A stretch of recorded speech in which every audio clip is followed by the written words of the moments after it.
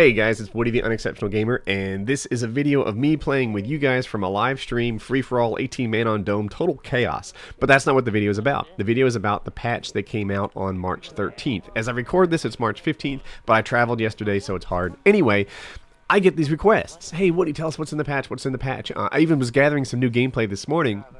People were saying in the lobby, Woody, tell me about the patch, tell me about the patch. So I was like, all right, I got to do this, right? You know, if this is what you guys are looking for, then we make it happen. So I started researching, and another YouTuber, Kaizen, he started helping me researching, and there is just no information on the patch that came out on March 13th. They haven't released any patch notes, his Twitter doesn't have it, etc. But we do know a couple things, right? Obviously, it includes some updates so that the new DLC will work. On the Xbox, 2 new Spec Ops maps came out, and 1 multiplayer map came out. So that is supported now in the new patch. But the big thing that everybody's chatting about online and in the forums and such is the matchmaking. They updated the matchmaking in the new patch. So their objective was to make sure that you get matched up with people who are physically close to you. That was the goal. That's what they're going for.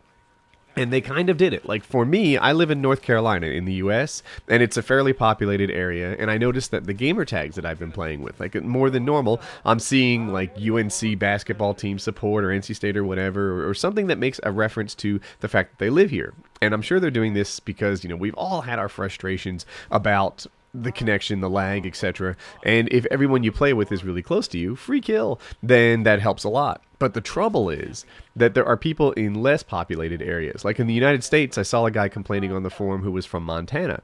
And he said, you know, when I try to get my games, all that happens is it says no match found. That stinks. And that's the US, where it's not as big a problem. But there are other parts of the world where there are fewer Call of Duty players, like New Zealand, like Eastern Europe, like parts of Russia. And these guys are just constantly not able to play at all.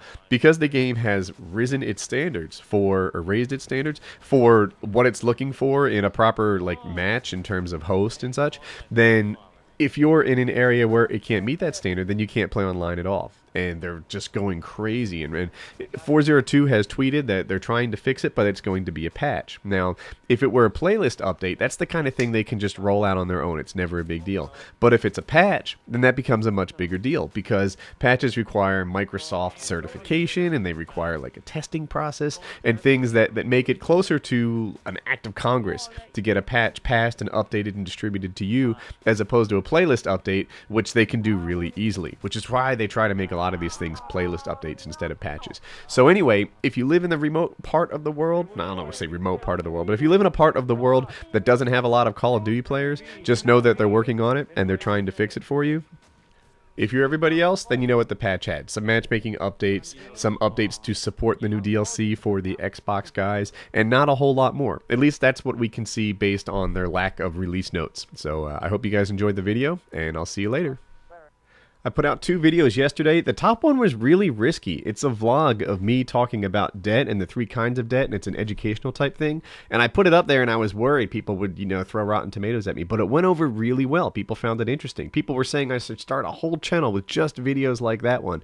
So you can check it out for yourself and see if it appeals to you. The bottom one is a Painkiller Already animated adventure. It's probably going to be the last one in a little while because Bongster's taking a break from it.